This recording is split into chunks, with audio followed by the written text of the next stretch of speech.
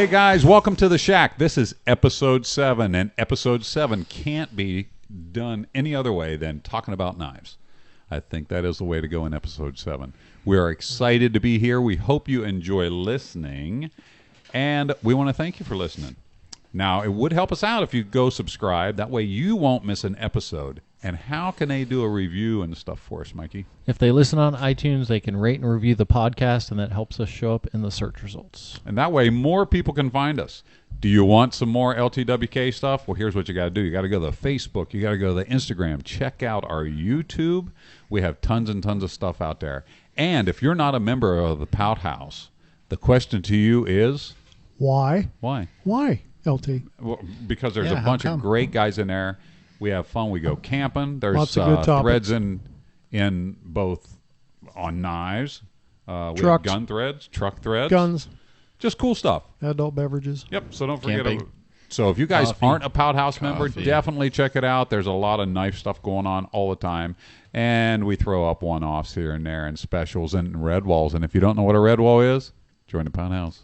Oh, yeah. Yeah, you're going to check that out. There are some up as we speak. Right on. Now, hey, if you have a question or comment about the podcast, and we do actually read our emails, you can email us at info@ltwrightKnives.com and just throw in there, hey, I got a question. Would you guys do an episode on XYZ? And we'll figure out what it is. So we're hoping you enjoying the No Shack. love for the beginning of the alphabet. None. Huh?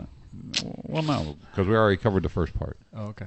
So we are very much happy that you guys have tuned in today. We hope you're enjoying the Shack as much as we're enjoying bringing it to you. And we're going to talk about knives today. But first, who's all here today? I'm back for show number 7. Yay, Scooter's here. Sorry, I Ross missed the here. show. Right on. I'm here. Yeah, me too. As am I. And the names that go along with that are Mike, Nick, and Sam. Yay! So there you have that. You If forgot they Scott. can't identify my I said voice, Scott earlier. they're not listening. Well, hopefully they know Ditto. my voice by now. Yeah, so that's good to go. Well, hey, we want to talk about knives. Okay, so a lot of the times people call us or come in by the shop or just run into you and they say they want to talk about knives. They want to talk about specific things: steels, grinds, heat treats. How do you put them together? How do you choose handle materials and all those different things? So I thought we'd kind of categorize them, go around the table a little bit, talking about different things and reasons why we do what we do steel-wise, and maybe some of our favorites as we go along. What do you guys think of that? I like it. Excellent. Sounds like it's going to be a long episode. I know we got to be very mindful of our time. Got to be careful of that. Yeah, speaking So of the- knives, I actually have some in the heat treat ovens right now, so Yeah. we can only talk for so long. At least I can. 'cause So I we're have going to go talk down heat for treat that. because Nick's going to have to go take some knives out of the oven here in a little bit. But hey, let's first talk about knives. Okay, knives just in general. If you want to know, before we get into steels, just knives. It's a blade, so you have a point, you have a sharp edge and a handle, and that pretty much covers a knife. It's not something difficult, right? Correct. I mean, we're just Simple tool. simple using tool, right? Hands old as tool. So now that when you're looking at knife or you're thinking of how do I design a knife or what am I going to look for in a knife, first and foremost, I think you need to choose what are you going to do with that knife, right? That's kind of Correct. got to be your first choice. Yep. Oh, me? No, I would definitely agree with that. I didn't know you were throwing the ball to me. Well, as far as uses go, in the different grinds, you've got different aspects of a knife for processing game, different aspects of it for cutting rope, let's say, things in the kitchen. That's why we have so many different grinds. So environment definitely is going to be part of the equation, I would think, right? That Like, is where that, are you that gonna as use it? well. Yeah. See, So but like kitchen versus maybe out in the woods with a pair of gloves on because it's freezing cold. Those are all factors sure. that I would look at, looking into knives. It's funny because when I used to go to gun and knife shows before I was actually a knife maker, I had my work gloves in my back pocket, and I would put my work gloves on when I was testing out knives. And did you get weird looks from the knife I did. You know makers? what? I asked permission to do it, and they're That's saying good. why? And I said, well, because I'm on construction site all day, And if I have my gloves on, I want to make sure I can handle my knife and get it out. Yeah, and, that's you know, good. different things. That's good. Every single person was okay with it after I did it. But the idea was I was fixing to use this in a real-world application, wanted to make sure it was going to work with the tools that I was, like my gloves, on a construction site in the winter.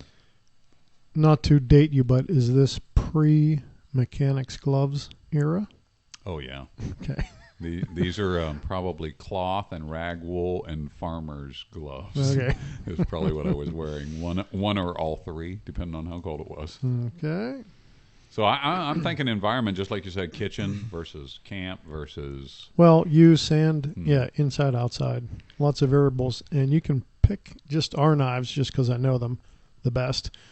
We got different finishes, too, on that handle. Whether gloves, no gloves. We have a mountain finish. We have a matte finish. We have a polished finish. Might even want to pick something specific as that. Exactly.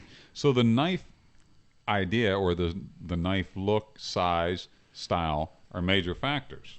Yeah. My biggest thing whenever somebody's asking me is what knife should I get is I respond to them, what are you going to cut with it? You know, what's the intended use? Are you going to be cutting vegetables primarily? Are you going to be cutting rope? Are you going to be cutting boxes?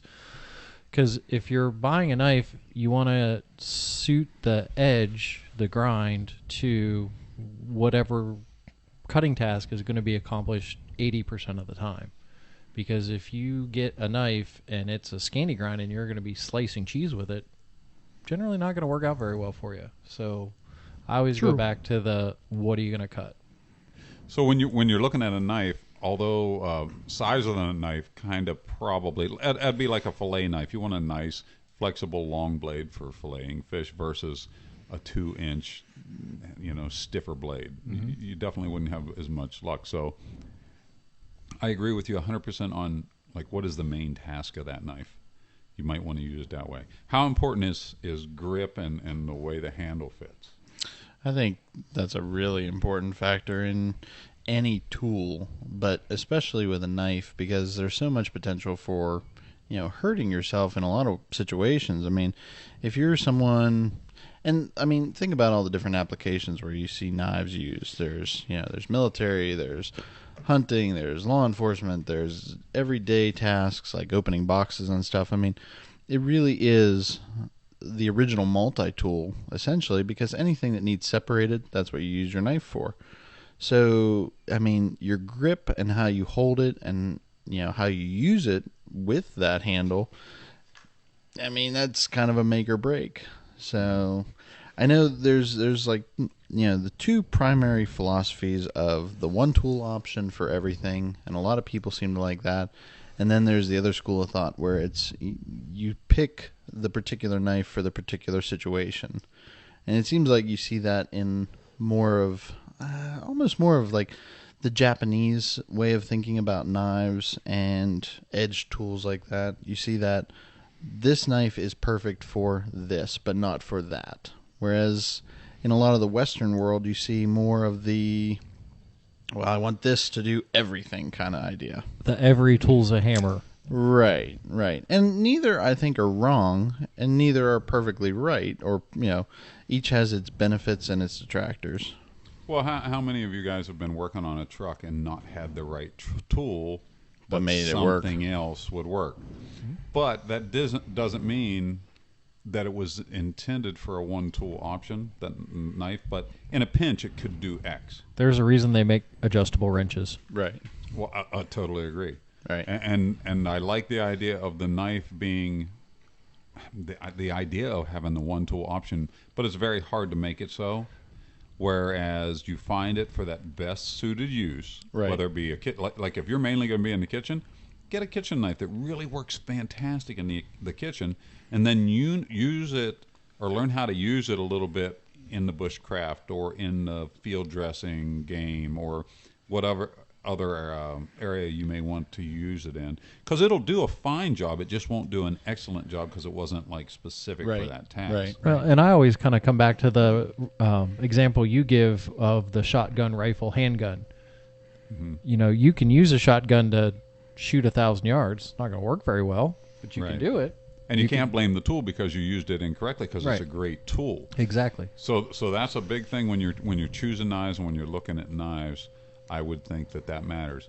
How does like from your experience, do you like big handles, small handles? I mean, what kind of suits you the best? It definitely has to be a comfortable fit. So 9 times out of 10, I've got something a little bit thicker. So I do have bigger hands, and I don't want to have that hot spot on the handle. I want to be able to use it for a long time and be uncomfortable with it. Yeah, because what's comfortable for him may not be comfortable for my wife. You know, and that's why one of the reasons we do in so many knife manufacturers have different sizes. We have our small knives like our Patriot and our Frontier First, which are technically like a 3-finger knife. They were never intended to be a 4-finger or a full hand knife, just because compact package, number one. Well, it's not a knife you're going to handle all day long. Right, you're going to use it. You're for going to use a specific task and put it back away. Exactly. So that's one of those things that you want to look at when you're going for a knife. Okay, so let's get into steels a little bit, because people definitely are interested, and we get probably emails every day about, hey, what's the best steel for this? Or, hey, how come you guys don't use this steel? So if we're thinking of like high-end premium type steels, right now on my radar, CPM M4 is probably like the big premium hot rod steel to me. And the reason is Blade Sports, and my competition chopper is made with that. We're putting Rockwell's 61 on it and getting good results. So that would be like a super high-end premium steel. Now, why don't we use it in our everyday knives? Well, cost is a factor. Yeah. I mean, it really For is. sure. I mean, that's And a big getting it factor. right now, getting it in sizes that are accommodatable for knife steel is another hard thing to do. Most of that is pretty thick, isn't Yeah. it? Good So for comp it's just- shop. Right now, it's just out Not of for bird and range shot knife. of everyday use. Now, that doesn't mean I wouldn't like to have a bushcraft knife in that, but going from a comp chopper that's 3/8 thick or a little under, going down to something that's 1/8, I'd have to do some testing with it because I don't know that I'd like it. Now, moving on to high-end steels, and I'm sure we all have our favorites. CPM 154. We've made stuff out of it. Yep. Who wants to talk about CPM 154? I vote Nick. Sure. I'll talk about CPM 154. That is actually, though, not my personal favorite. Mine is S30V, which I'm sure we can talk about later. But those are often compared steels and stuff. But I have this app on my phone, and I really want to share this with some of our listeners. It's called the Knife Steel Chart app. If you have an iPhone, I highly recommend it. I'm not sure, honestly, who puts it together, but it is a database of all different kinds of steels, specifically, revolving around the knife world. So if you have a question about a steel, it's a really, really great place to look and get information on it. So under the notes section for CPM 154 on that app, it says developed in 2006, Crucible Metallurgy CPM version of the famous 154 CPM steel. It's a cleaner alloy benefiting from the CPM process. It's crucible powdered metal, I believe. Yes. I think so. It may contain small amounts of vanadium, but according to Crucible and Niagara representatives, it is residual and not intentional.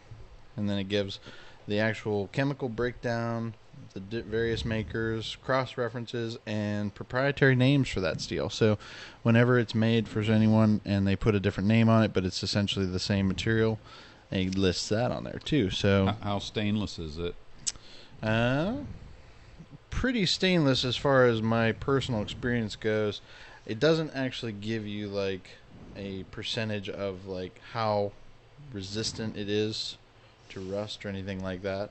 But again, I'm sure there's charts out there that do give you. Definitely But I are. too, There's I've tons had of good luck with the information out there. 154 stuff. I have as well, Just yeah. in general, I like it a It's lot. from, strictly a shop standpoint, and I think Scooter would agree with me here, from a sharpening standpoint, it is exceptional. Oh, it's the bomb. It's a great steel for that. Yeah, I knew you liked it. Oh, you that- like it in folders too, don't you? That's my favorite, period. Not that the other ones aren't good, like S30V. Great steel. Just my first love of the hot rod steels was CPM 154. Yep, I agree. When you can get the just such a fine edge with it, and the way we buff the edge of the knives, man, it's a slicer. It is incredible. And we do use it time to time. One of the reasons we don't use it a lot more is the market that we make knives in really doesn't clamor after it. Mm-hmm. However, they do clamor after CPM 3V. Yeah. We make a lot of knives in 3V. That's an interesting steel because it really wasn't ever originally intended for being a knife blade. That was sort of a secondary characteristic that people found out about, that it could hold an edge well. And, yeah, it kind of snowballed from there for that. Is that not the same with the AEBL? No, AEBL was that actually... was for razor blades, right? Right, not, originally not designed... a knife per se. No, but cutting, a cutting yes, edge. but not a knife. Yep. Well, on the 3V, we have great luck, especially in our bushcraft, woodcraft stuff.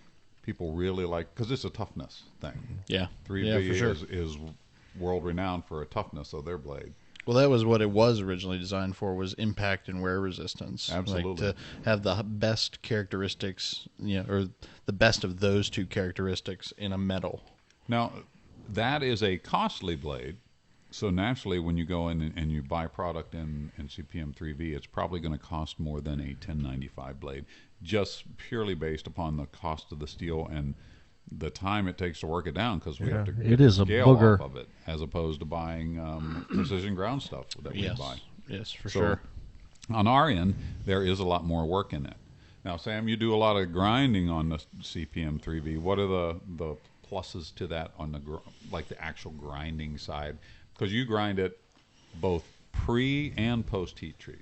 Both sides of that, actually. It's a difficult steel to grind. It wears the belts, but it does sharpen up very nicely. I know when I do the Scandies, even before I give them to Scott for the final sharpen, they're good and sharp. Yeah, and when you, you're getting good finishes. I know we do like a 120 finish, but you get a nice finish on them as you go across them too, right? Oh, yeah. Yeah, so the CPM 3V, a great steel to go for.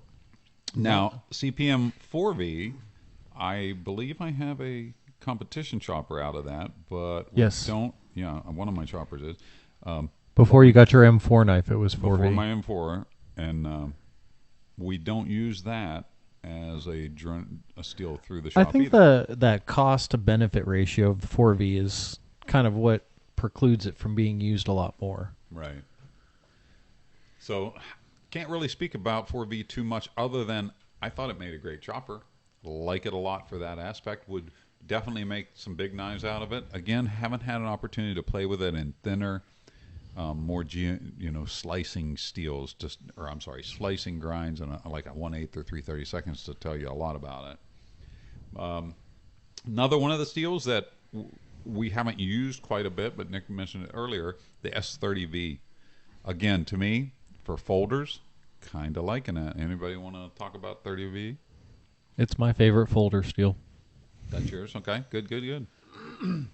Yep, mine too. I don't know that I have too many with that, but I That's have what I mean. I don't messed know. with it, and Yeah. it seems to hold an edge very well. Aren't both the Leatherman blades, they're S30V, aren't they? Well, the upgraded blades are. Yeah. Yeah. Oh, What makes you like S30 so much? Part of it is the history of it for me. I mean, that steel was actually purposefully designed for knives, for knives and knife edges. It actually, the molecular components of it are made to align to get a really, really fine cutting edge and a very durable one. So it's cool that way. I don't know. I just really like the way it performs. I like the way it cuts. I like the way it holds up. Yeah.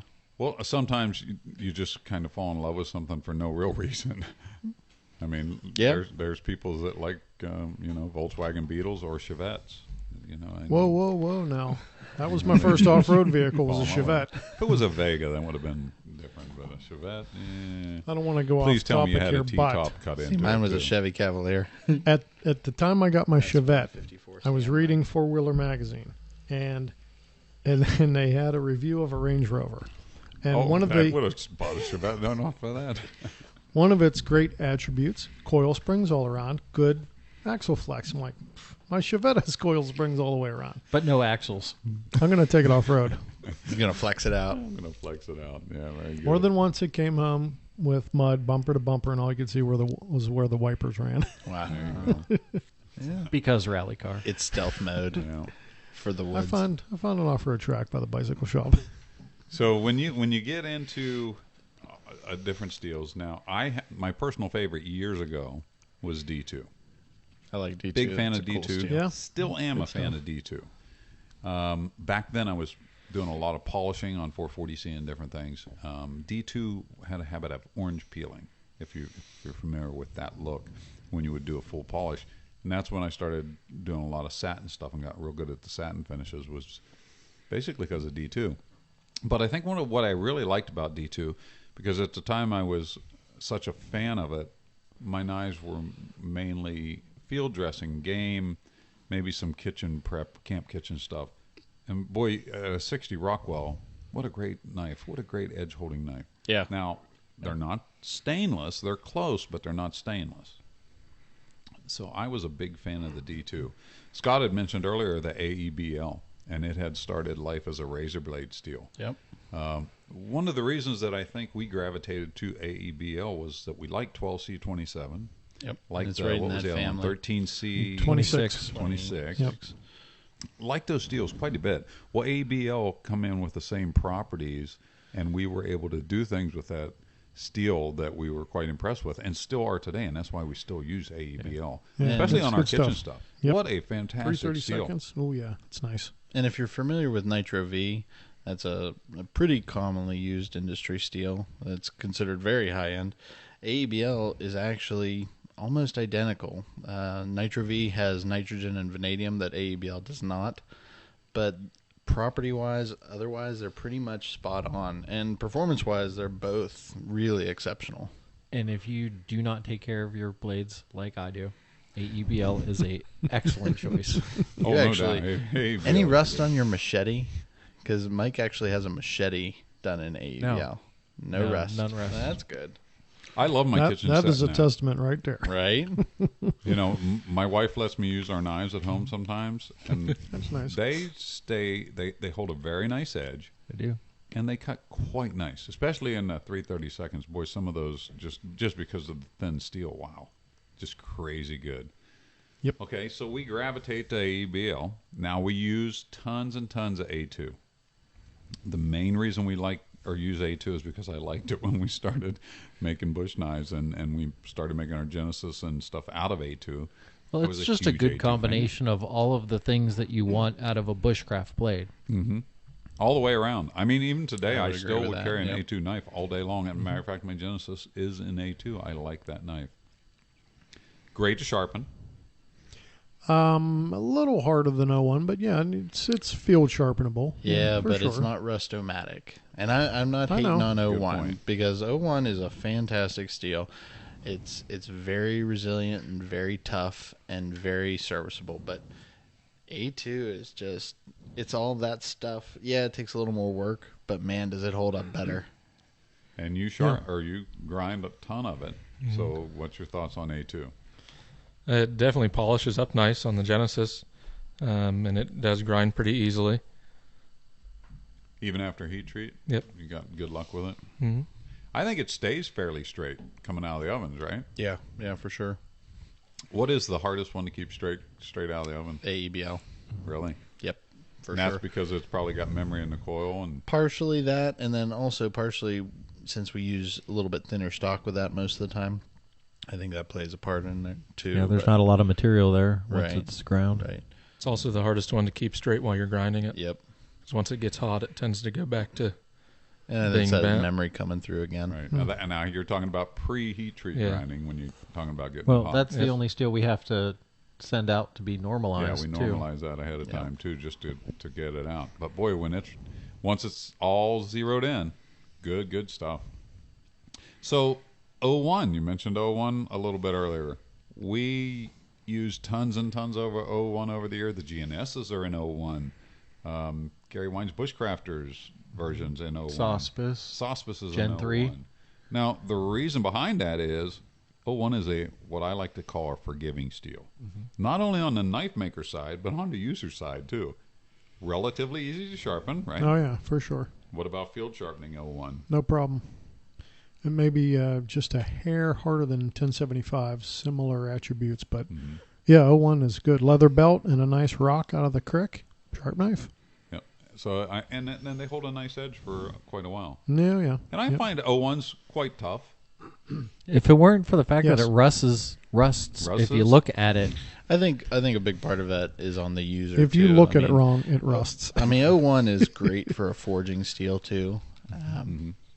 But yeah, I know I'm not really great at taking care of my knives. So my woods knife is 3V, and my daily driver is generally AEBL.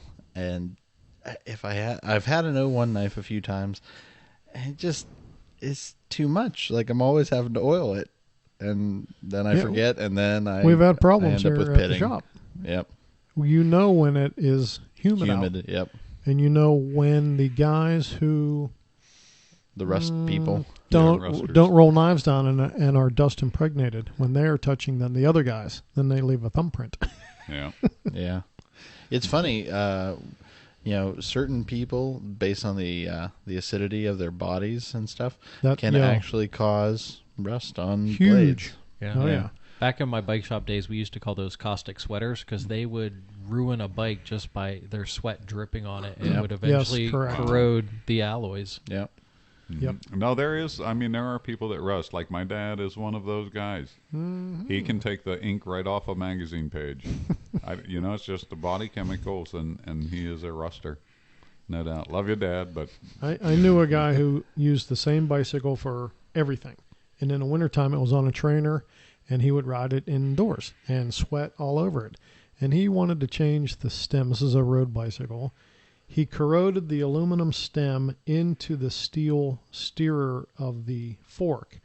So I had to take a I didn't even know that was a hacksaw, thing. Oh, yeah. Or Cut- could be a thing. took the bolt out. He rode it around with no bolt, no wedge. So I had to cut the top of the stem off, take it all apart, heat it up with a torch, and force it out with in a vise. Yikes! Yeah, Very, I've had very people that corrosive. have corroded handlebars so badly that they've broken from riding them on a trainer and just sweating in the same spot over. Yeah, and so if over you again. do that, lay a beach towel over it or buy a Huffy. or wipe your bike down. Same with Spray your it with knives. ballast Wipe all. and Yeah, oil. there you go. oil Ballast your all. knives. Ballast Right, all. ballast all those things. Ballast all your face. So you don't Sammy, how is 01 for grindability, both soft and hard? 01's probably the easiest one to grind, in my opinion. even easier than 1075. They're 1075, I they're think, so is gummy. they're so close though. The As problem far with as the like 1075 is it's so thin, and you got to be easy with your pressures when you grind it, or it can go wrong fast. I'm thinking 01's probably easier, in my opinion, to grind. Yeah. Now Scott can definitely. He's mentioned it before. He can tell the difference in hardnesses when he's sharpening. Whether it's between like 01 or a CPM 154 or something, he can tell right away. Or D2. and even more so on the buffer.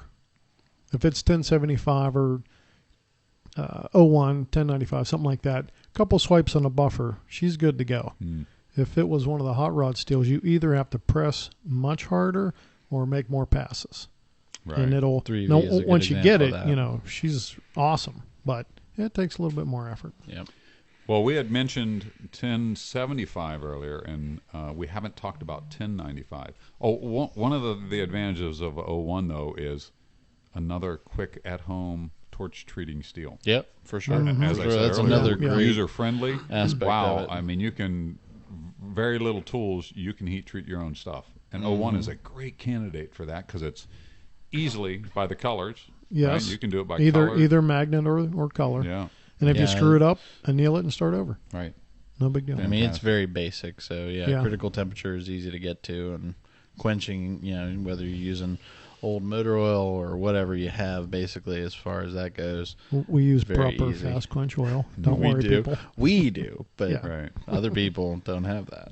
Now, as far as 1075 and 1095 go, some people, I see it a lot on the forums, and it kind of pokes you a little bit. It's like, oh, these are inferior steels.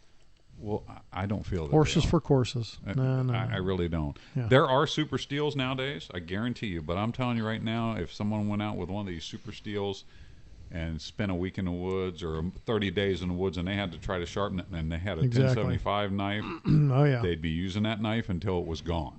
Because you can just put an edge back and an edge back and an edge back. Now, granted, it's not going to hold up like a super steel.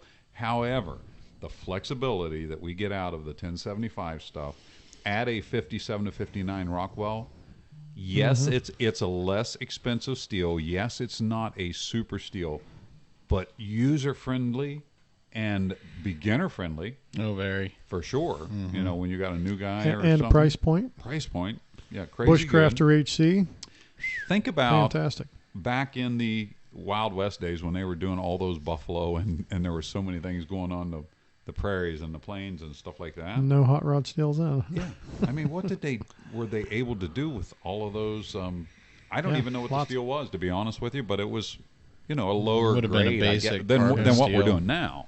Yeah, for I sure. wonder how that was heat treated. Did they do similar things? Heat it to You critical, would've- dunk it in some oil. Yeah, you I would wonder have if done a they- I forging wonder if they heat even treat. heat treated it. Well, it depends on what time frame you're looking at, and I'm going to geek out. Well, on he you said guys. Wild West. Right. Right. So Right, during like that time, yeah, 1860s. you would have definitely had Right. oil and quenching.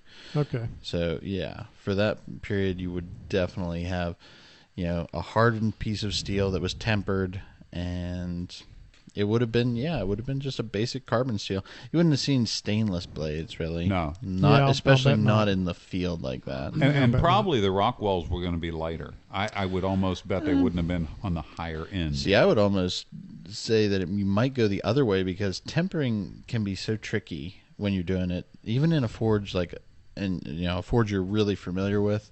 I'd be almost afraid to see some knives that were really, really hard and not, think so? not taken back all the way or far enough. See, I think would've you could thought see they both. would have erred on the side of You have a lot more flexibility. consistency now, so maybe that's it. Maybe you would have just seen a bigger, range of Rockwell hardnesses.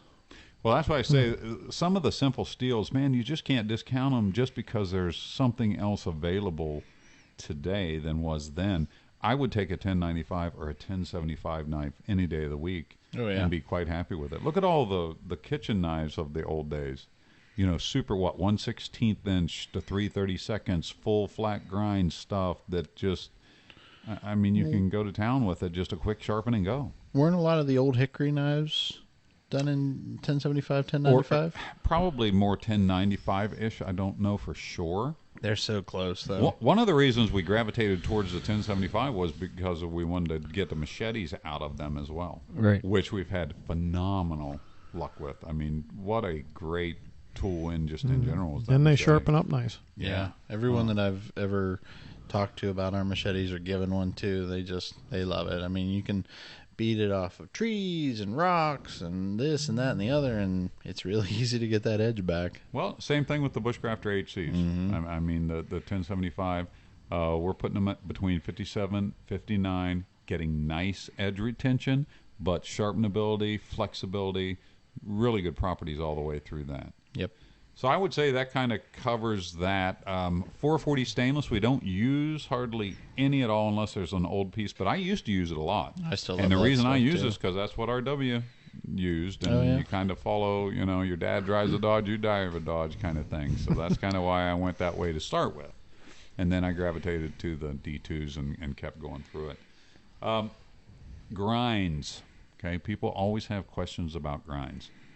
Let's just say you have a flat, you have a saber, you have a Scandi, you have a convex. Now, I know there are Scandi Vex and this, that, and the other. Let's just stay within the things, or not in a hollow grind. Yes. Not that we don't do a lot of them, grinds. but again, I used to only do hollow grinds years ago because that's how I was taught to grind. So slicey. Grinds. What do you have you want to talk about on grinds? Sure. Again, that depends on what you're cutting and how much abuse you're going to put that knife through. I would not baton my favorite hollow ground knife through an oak log. I'd get the saber grind for that. Yeah, but you know what? Now that has to do with the actual geometry of the thickness of it, though, too. Right? If it was a 1/4 inch thick, I still don't know if I'd behind the hollow grind through and baton stuff. I don't know about that. I prefer a hollow grind, but usually, other than that one time at where were we? Raccoon Creek State Park when I used to rock the baton something. I think that was a Other than PWIP. Other than that, I'm usually not a caveman with the knife, so hollow grind is the way to go. Barring that, if I can't have that, I would go full flat. It's lighter, slices nice. It'll flex maybe just a little bit more than some of the other ones. Saber's a little thick, but if you're going to baton it through a Chevy, then go for the Saber grind. And Scandi, I tried to daily drive a Scandi grind for a while, and I thought if anyone can, if somebody works at a knife shop, I will just buff this every day if I screw up the edge. And it worked. It was, for sure sharp knife after it came off the buffing wheel, but for a daily driver, it was a little too fragile. So I would want something with a secondary bevel. So regardless of the grind, I want another sharpened edge. And I want it to slice good, so I'm going to go for the hollow grind first. Don't screw that up, people. The grind is not the sharpened edge. Correct. Unless it's a Scandi, then it's all one edge, and Right. That's a little bit different. different. About that here in just a little bit once we get down to it. Mikey, thoughts on grinds? You've daily drivered a Scandi for a while now. It's a reluctant Scandi, though. We had to regrind forced one of into his pockets. Scandi? Yeah, it got forced into Scandi because it was a chisel grind, and eventually there was no chisel left. For me, I think a Saber grind is just about perfect for most things, truly because it is, in my opinion, the adjustable wrench of grinds. It does a little bit of everything pretty darn good. And I'm sorry to interrupt. That fits personalities just because I know Mike probably longer than anyone here. Delicate. A little bit. Build bicycle wheels. Nice. He's talking about himself here. I want a hollow grind. Mike, if we needed to go through that brick wall, Mike, here's a spoon, go through that brick wall. He'd do it. It's no problem. Scandi grind or not. That fits. Full-size truck, smaller truck. It all jives. That popped into my head. Sorry, I had to throw that out there. There definitely is a personality aspect about this too. Because I mean, the way you use a tool is how you're going to approach the way that you should buy a knife, and you have to understand yourself to end up with a knife that you're going to use. Yep, agreed. And I think that applies to everything, including the steel choice, like we were talking about earlier. Sure. Same reason I like AEBL, because I know I'm not going to take care of it. So give me an AEBL Saber grind, and I'm happy. Right on. Nick? True. I'm kind of on both ends of the spectrum. I too like some of the more delicate things, so I really do enjoy using a very nice hollow grind. Great slicers, I just love that. But then I also really love my Scandis. So my woods knife is a GNS and 3V Scandi ground, and that thing is a beast. Anything that I need it to do, it will do, and come right back for more. I mean, I don't think I've ever had to field sharpen it, just because I've never, and I've beat that thing up. I've never really had a problem with it, though. So, Well, good steel. yeah, I really like it. Holds that edge. Absolutely. Sammy? I don't have a ton of experience with all the different grinds, but what I can say is my deer knife is a Saber, my woods knife is a Scandi, and everything that I use for food and kitchen is a flat grind. Yeah. What's your kayak knife? That's very appropriate. And, the kayak knife is a Saber. Yep, as mine is. Mine's a Saber. Mm-hmm. Nice. Right on. See, I'm now, 10 years ago I'd had a different choice, but now I kind of think that I like to say I help Elaine a lot in the kitchen, so I would, the thinner... We might have to phone a friend on that one. Everybody kind of smiled when you said that. I'm looking at you. You're all pumped. I'm just looking at the ceiling. It's all good. Anyway, so I would think that, kind of leaning toward that. Now, again, I carry a Scandi in the woods all the time because, again, you're going to be messing with wood a lot. So I love my Scandi for that. And I probably deal with a Saber in the truck. About my GNS on the tailgate is, and the Jeep is a Saber. So there are good ones. If I had to go one right this second, boy, I'd probably have to go with a flat ground kitchen knife. Oh, yeah. I just think I could do a lot with it. Again, I'm not going to go out and baton frozen wood with it, either. You know. Yeah. I'm gonna Borrow pay Sammy's attention, knife for you that. know, let Sam do that or something. Well, shameless plug right now, but I would say, yeah, if I had to pick just one of our knives right this second, it would probably be a large powder. And, like, that was the only knife I could ever have again. Like, that knife is just With 3/8 scales awesome. on it, large powder. Oh, that is such a That is sweet such a spot. cool knife. I'm It is. sorry. I see you shaking your head, Scooter, but that Not thing is killer. just not for me. Okay, for those who want to see that, L2WrightKnives.com, large powder. Check it out. Gonna love it. Gonna love it. Yeah, it's a pretty much a do-all. I don't disagree. I mean, that's what pictures in my head as soon as they said, "What's your favorite grind?"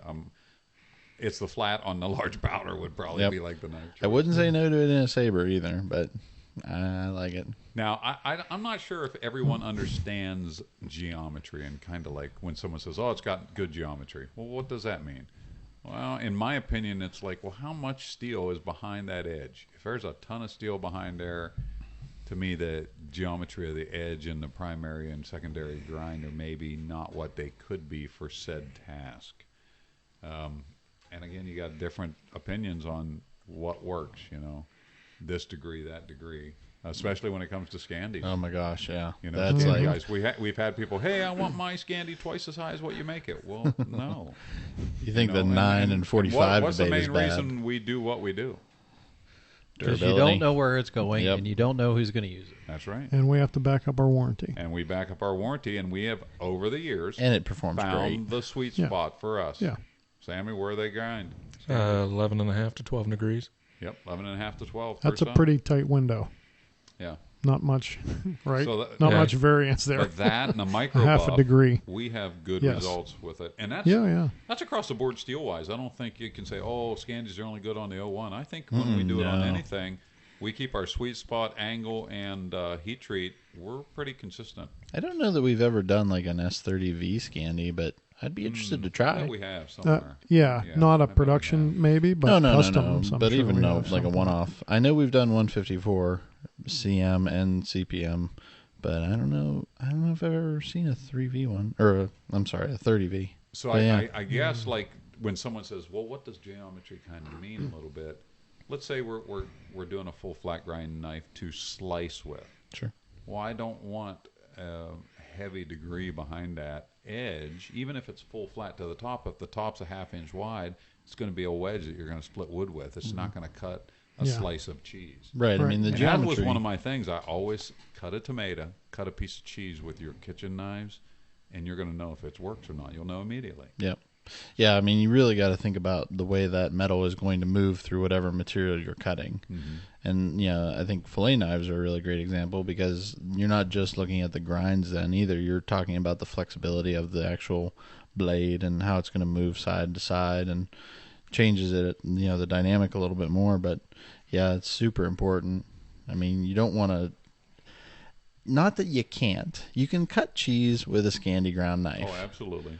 But do. is it going to be That's a super technique easy? thing. Yeah, is it going to be easy? I've seen guys skin animals with their Scandi knives, and then other guys just hate that. Same thing with cutting a tomato with a Scandi grind. Once you work it and figure it out, You can do you're it. fine.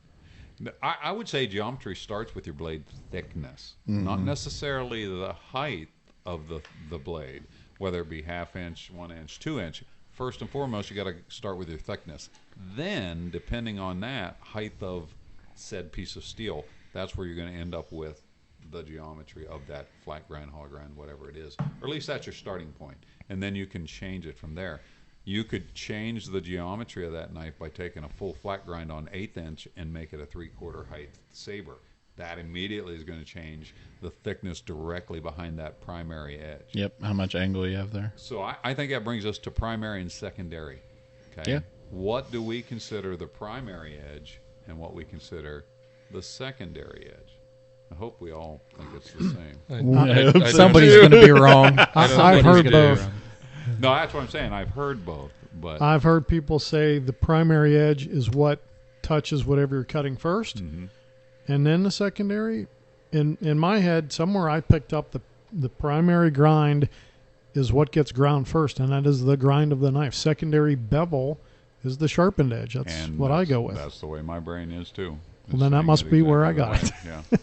Yeah. And again, whether we're wrong or right, that's the way we do it. No, I tend to and agree. everyone can do it different. Everyone calls a choil a different thing too. Oh my gosh, You know, yeah. it's one of those things. That little piece of flattened metal, or So, for us, the primary grind is the first grind that we put on the knife. right. So Yeah. your Scandi, Saber, Convex, Hollow. or hollow, Yes. generally. So Compound, now, depending. when we talk about primary and secondary, even on a Scandi, even though it truly only has a primary grind, Ground to we zero. micro buff it, so Yes. we kind of have a secondary bevel to it with the buffer.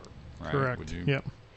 And again, when we say micro, a lot of people go, I just want mine straight Scandi. Well, you can take that micro bevel off then, but we're not going to ship it that way. And I've had to write that in emails in a polite way many times. For sure. Because we stand behind our knives. This is what works for us. This is why we do it, and it works. And, you know, not to be like, I don't know what the word is, combative, I guess, or questioning even really, but I've never run into a flat rock out in the woods. So why does it matter so much? I mean, you know, That's good. I'm going to have to remember that one. I get that that's what people want, and I can respect that because, you know, customer's always right. I totally get it.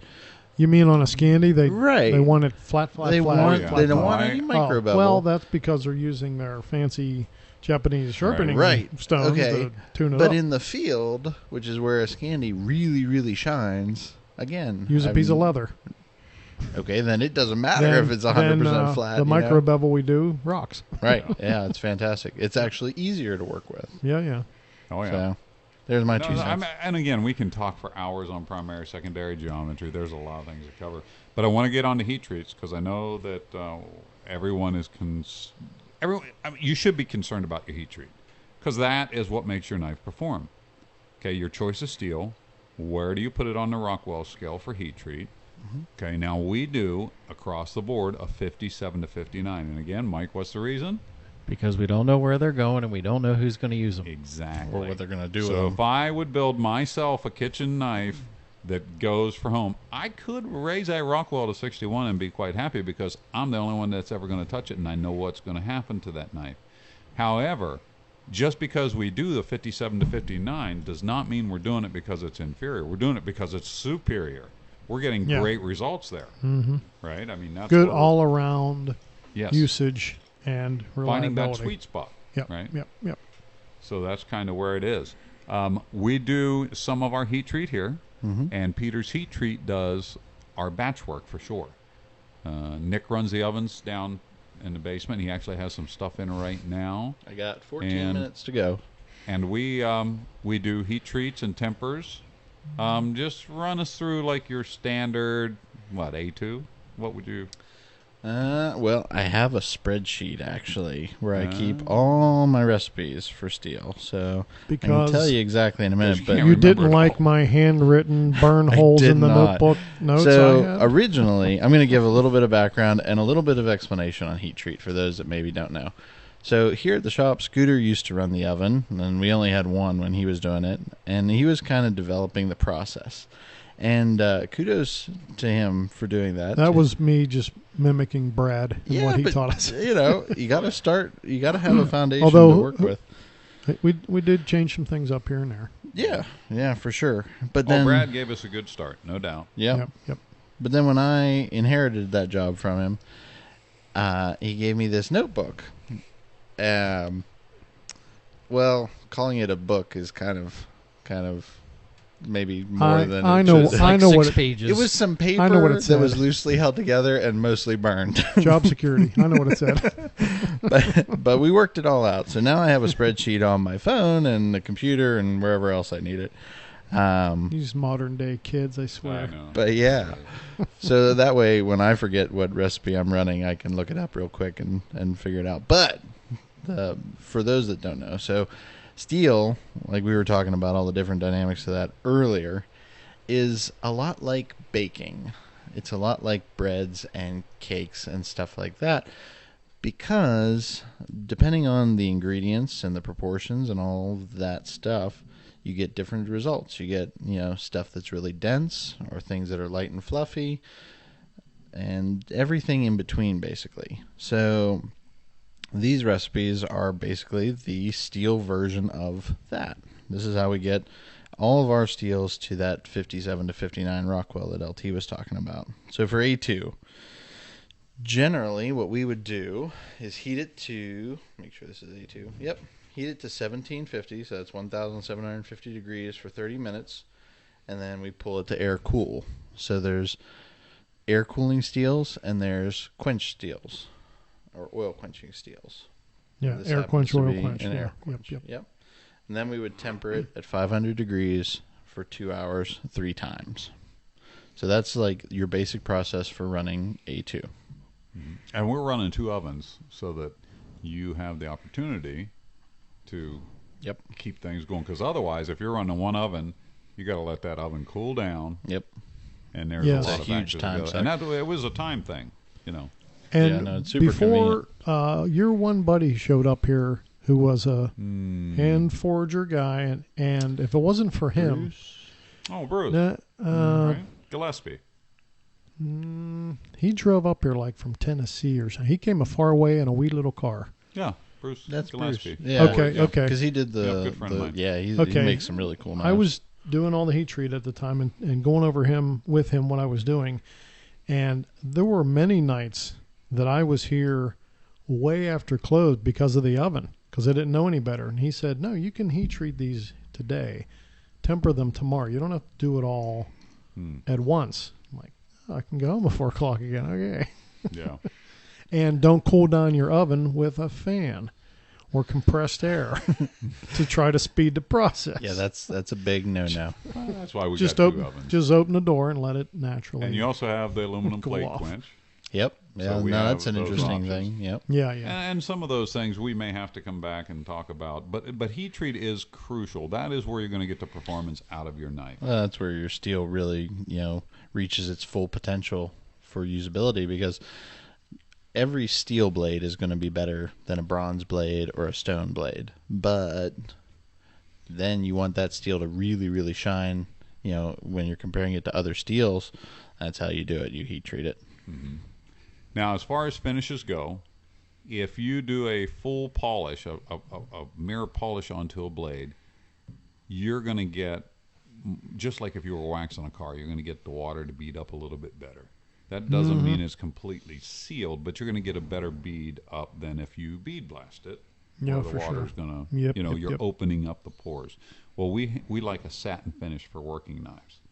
So we use a Scotch-Brite style finish as our main finish. Now, again, I used to polish, full mirror polish 440C back in the old days, and that was, or 1095. Same thing. When we do some of the forging at Bruce's, we would use that, and then I could get a great polish on it. But a general working knife, a good satin finish, I think is great. We have done bead blast. The only thing, I love bead blast right out of the cabinet, but as soon as you cut something, it gets that wear mark very quickly on a bead blast. It does, but then It's still cool, though. a mirror polish knife, especially Oh, if it's a right on. Scandi, the second that you hit anything, you've got a mar. Some kind of like line or something. I'm not a fan of coated knives. I know they have their purpose. I understand everything about it, but for what I'm doing, a coated knife really doesn't fall into my wheelhouse. The thing I don't like about coated knives is every coating I've ever seen, whether it's Cerakote or otherwise, I've seen it chip at some point. And I use my knives for a lot of food prep and stuff. I don't want to eat any of that. This is my thing. How hard are the tomatoes that you're slicing? I know, right? It's amazing. Oh, this finish is chipped again. Throw this one in the pile. Yeah. Well, Nick does use his knife as a spatula, so Oh, whatever it takes. Whatever it takes. I'm not 100% sure what you mean by coating. Is it like the black stuff on it? Like the The spray colors. on, Like the Cerakote, SEs I have back there? Gun Mm-hmm. coat, Okay. different I didn't things. like it because no sharpens pine. If it has a coating, Oh, it's, yeah, the it's coating round. mash. And you're But not- again, I understand why yeah, people. yeah, Oh, yeah, it it's has great. its place. It's I- another they- tool. There's a ton Yeah. of them, and they're a fantastic tool. I'm just saying, for what I'm doing, Mm-hmm. it doesn't really work for me. I want to be able to run a fire steel. Yeah, I want to sharpen spine. Or that, tender that all gather. works. Well, guys, man, we talked about steels, we talked about grinds, we talked about heat treats a little bit. I do want to talk about handles and sheaths and stuff, but I know we're pressing on our time here, and we're going to want to cut it out of here. Any last thoughts on blades or anything, guys? Don't be afraid to try anything Right on. in the knife world. Try it and find what you like. Try stuff that fits you. Don't be afraid of a smaller handled knife, because maybe you can get it into smaller places where you couldn't get your larger handled Come knife. to a gunner knife show. Yeah. Come find our table. Handle all the Absolutely. knives. Handle You all might the find knives. something you Yeah. didn't think about. The biggest advice that I can give any person that's buying a knife, especially a knife that's you feel is an investment, is pick it up, touch it, hold it. If it's not comfortable, don't buy it. Right. I would say the same thing to a person going after a handgun too. I mean, same kind of mentality. Yeah, if Correct. it doesn't work for you, and you know what, the knives have a great secondary market. If you buy something and you're unhappy with it, chances are someone else is going to like it. That's why everyone's different. That's why there's so many different car companies. And Yet different another guns. advantage to the Pout House. Yeah, that's a really great thing about Another there. advantage to the Pout House. They Buy, got a sell, barter trade. house in there, man. Buy, sell, trade stuff. Yep. Well, guys, we thank you Wait, for wait, tuning hold in. on. Oh, wait, Sam's Wait. got advice. I know we're getting low on time, but real quick, let's run around the table. Have to pick one knife right now. What's your favorite? I'll start. Large Workhorse D2 Saber Grind. Oh, that's Good a good choice. LT one. Wright. That's a good one. Oh, I'm going next? Sure. My Genesis in Scandi, if I Okay. had to have the one. And then the kitchen knife, the large powder, and flat grind. I said one. That's two. I know. Cheater. Yeah, when- Bushcrafter. Spear Point Flat Grind 01. Really? Yes. I was not expecting that. Old favorite. It has to be in a Jerry sheath also. Thank you. Mm. GNS AEBL Saber. I gotta go with the fighter. And I would say in CPM 154, S30V, or D2, one of those three. There you have it. Okay. Love that knife. Right on. Well, hey, I think if we don't forget, we'll go on next week and we'll talk about the hardware, the finishes, the handles, The sheaths. We got to continuation. talk about sheaths. Yeah, kind of like Good. I don't want to say part two, but part two. The stuff we didn't cover Yeah, in we this didn't get episode. this Ooh, we hour. can have That a would be whole good. big chunk about So- Kydex. Yeah.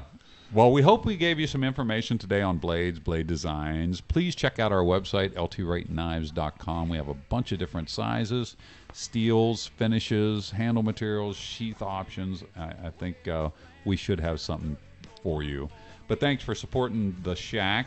Don't forget to push the like button or whatever Mike told you to do earlier, a review on Apple and all that stuff. If you have any questions, comments, or you want to hear us do a cool show on something that we haven't touched on yet, info@ltwrightknives.com. And then just say, Sammy, I'd like you to do a show on X, and then he'll tell us what to do. Bumper fabrication. I'll add it to the list, I promise. Oh, I'm sure it's on the short list. Okay, guys, until next time, this has been brought to you by LTWK, ltwrightknives.com. Thanks for listening, and God bless. Bye. And what I need from you right now is someone to tell her. And what I need from you right now is someone to tell her.